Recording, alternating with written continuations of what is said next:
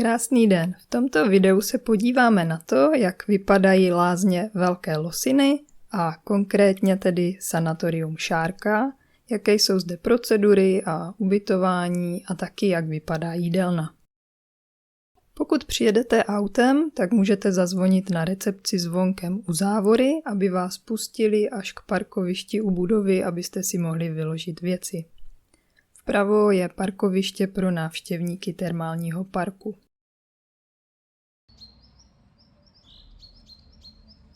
Od Šárky je moc pěkný výhled na kopce.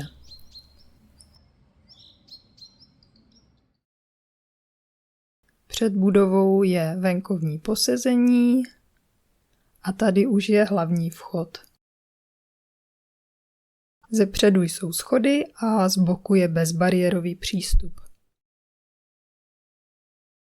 Vzadu je teď trochu vidět termální park, je tam červený tobogán a vedle vstupní budova, ve které jsou i bazény.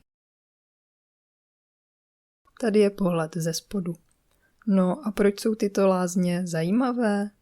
Hlavně je to díky sirné termální vodě a taky je tu pěkný lázeňský park a okolí. Termální voda se tady používá v bazénech i ve vanách, a to při léčbě pohybových, oběhových a neurologických onemocnění.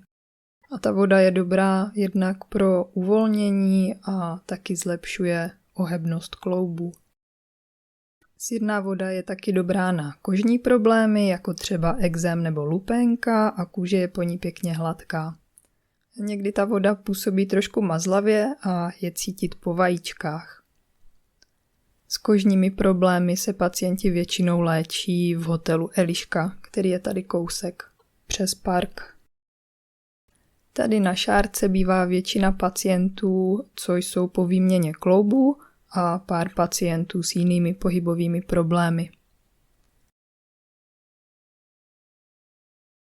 Teď vidíme zblízka termální park. Termály jsou blízko sanatoria Šárka. Je tam několik vnitřních bazénů, několik venkovních bazénů a jeden bazén, který propojuje vnitřní a venkovní část. Potom jsou tam i sauny, restaurace, na travnaté ploše je tam i dětské hřišťátko malé. Když jste ubytovaní přímo v lázních, tak dostanete slevu na vstup. Je ale škoda, že u bazénů nejsou zvedáky, takže s většími pohybovými problémy se tam nemusíte dostat.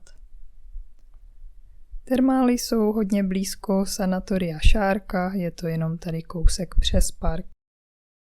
Teď se pojďme podívat dovnitř. Když přijedete poprvé, tak zazvoníte na recepci, aby vám otevřeli hlavní dveře.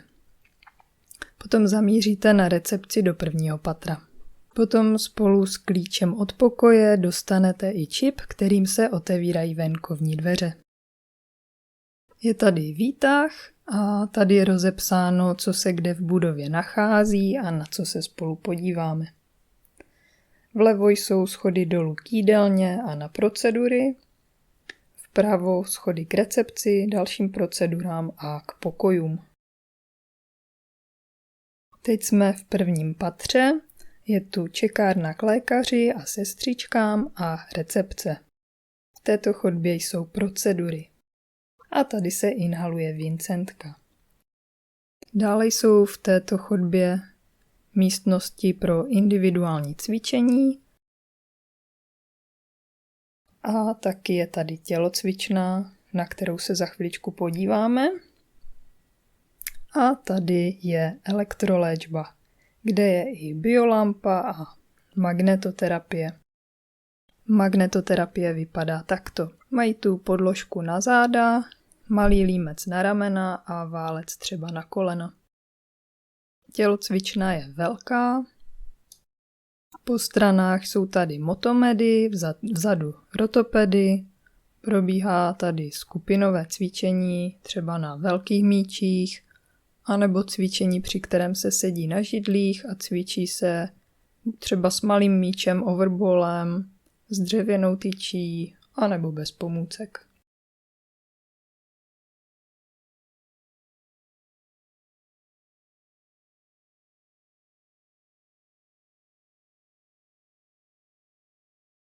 Přesuneme se do druhého patra, ve kterém jsou pokoje a tady na konci chodby je společenská místnost. Celkově je tu 26 dvoulůžkových pokojů, z toho 8 je bezbariérových a 8 je ještě mimo to jednolůžkových. Kdybyste chtěli jednolůžkový pokoj, tak ten je třeba si rezervovat dopředu, protože to bývá hodně obsazené a doplácí se za něj 670 korun na den. Ve společenské místnosti je knihovna, lednička, posezení, automat na kávu. Občas tu jsou nějaké přednášky, to se dozvíte na recepci. A je tu ještě televize a jsou tu rotopedy, kdybyste si chtěli zacvičit i mimo procedury. Vzadu je místnost na masáže a vedle je dětský koutek pro děti, které sem docházejí z gazárky a tady na šárce chodí na procedury a na jídlo. A z oken je tady moc pěkný výhled. Jestli se vám toto video líbí, tak budu moc ráda, když mě podpoříte tím, že dáte videu líbí se a že se přihlásíte k odběru dalších mých videí. Teď se dostáváme do třetího patra a tady je kromě ubytování i místnost pro balanční cvičení. Teď to není vidět, ale při cvičení stojíte na podložce a ovládáte hru na obrazovce tím, jak se na té podložce pohybujete, jak přenášíte rovnováhu a ovládáte tím třeba to, kam se kutálí míček ve hře.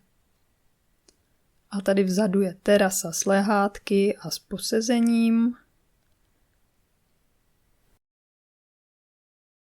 Přístup na terasu ale není bezbariérový, je tady jeden schod.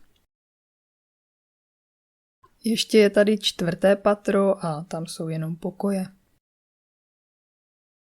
Teď si prohlédneme úplně spodní patro, tady je jídelna, procedury a potom vám ještě ukážu, jak vypadá ubytování. Toto je jídelna pro pacienty ubytované zde na šárce. Do jídelny se chodí buď na dřívější čas nebo na pozdější a je to podle toho, jak vám to určí při nástupu do lázní. Už nevím, jestli to bylo na recepci nebo na sestérně.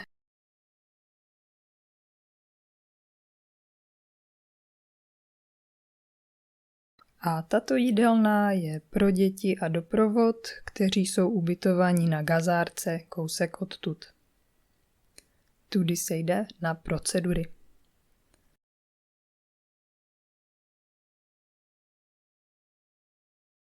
Nejdříve se ale ještě vraťme k jídelně. V tyto časy se chodí na jídlo, snídaně začíná v 7:30 pro první skupinu pacientů a v 8:30 pro druhou skupinu. Další časy si tady můžete prohlédnout. Jídlo si vybíráme z jídelníčku, na snídani, oběd i večeři jsou vždycky k výběru 3 možnosti a občas bývá ještě na jednom ze stolů zelenina nebo kompoty, ze kterých si můžeme nabrat. Na snídani bývá ještě kromě toho, co si vybereme z jídelníčku, malá marmeláda nebo med a taky čaj a káva nebo kakao. Kdo má cukrovku, tak při večeři dostává ještě svačinku na později. Většinou to bývá pečivo a něco na namazání nebo třeba sýr nebo šunka.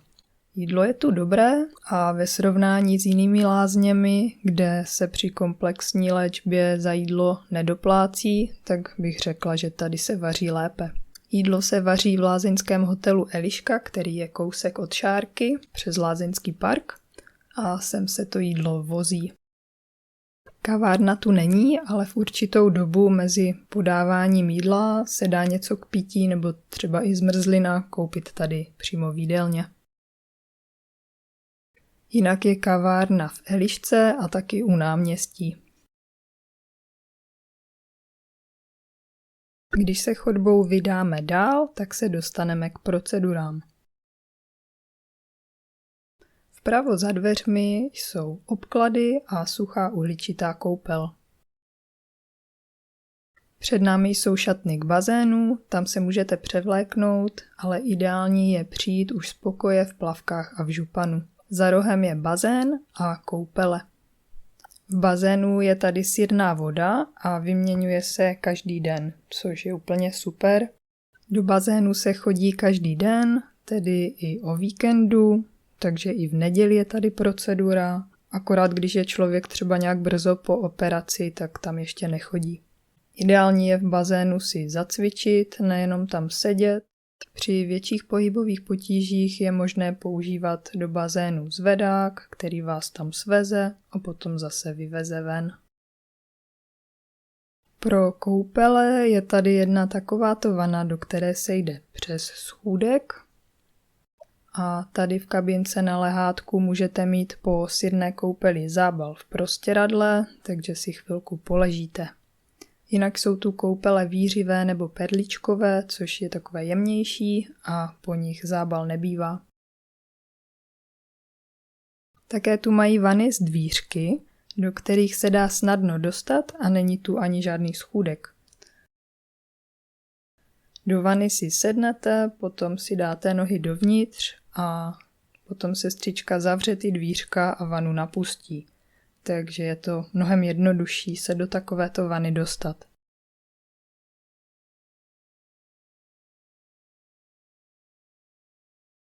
Výřivka na nohy vypadá takto. Sedíte v křesle a nohy máte ve výřivce. Ta má po stranách několik trysek, které vám nohy masírují a je to moc příjemné. Procedury jsou tady hodně založené na té léčebné vodě. Podobně je to i s výřivkou na ruce.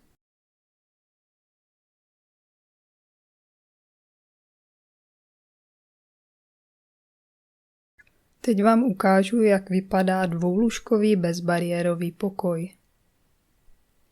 Postele v tomto pokoji jsou polohovací, je tu noční stolek a polička za postelí.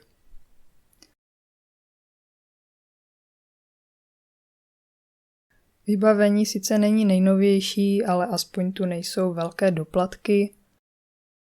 S průkazem ZTP/P nejsou žádné.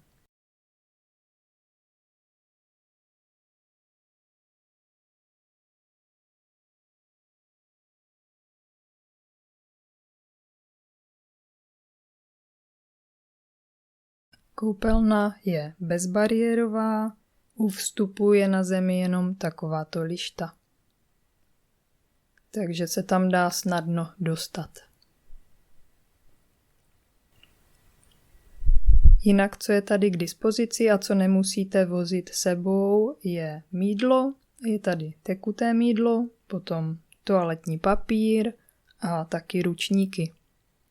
Dostanete klasický ručník, ručník na zem a osušku a můžete si je nechat vyměnit za čisté přes týden v pracovní dny a to tak, že je necháte v koupelně na zemi a paní pokojská vám je vymění.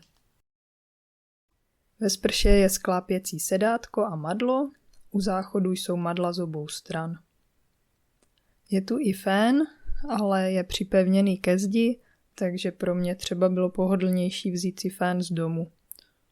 Potom si vlastním fénem můžete sednout třeba v pokoji, kde vám to vyhovuje a můžete si vlasy fénovat tam.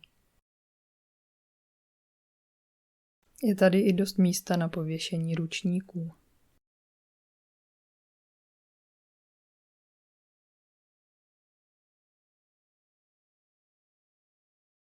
Naproti koupelně jsou skříně. Tady je ještě pohled na vstupní část do pokoje a ve skříni má každý část na pověšení oblečení, potom ještě část skříně s poličkama a šuplík, který se dá i zamknout. Je tady i posezení a televize a každý tu má talíř, skleničku a příbor a je tady i otvírák. Z okna je výhled do pěkného parku a zpívají tu ptáčci. A když zrovna přes letní sezonu nehraje hlasitá hudba v termálním parku, tak je tady i pěkný klid. Tímto jsme si prošli celé sanatorium Šárka. Jestli vás k tomu ještě něco zajímá, máte otázku, tak klidně napište dolů do komentáře. A tímto už se s váma loučím, mějte se krásně a ahoj!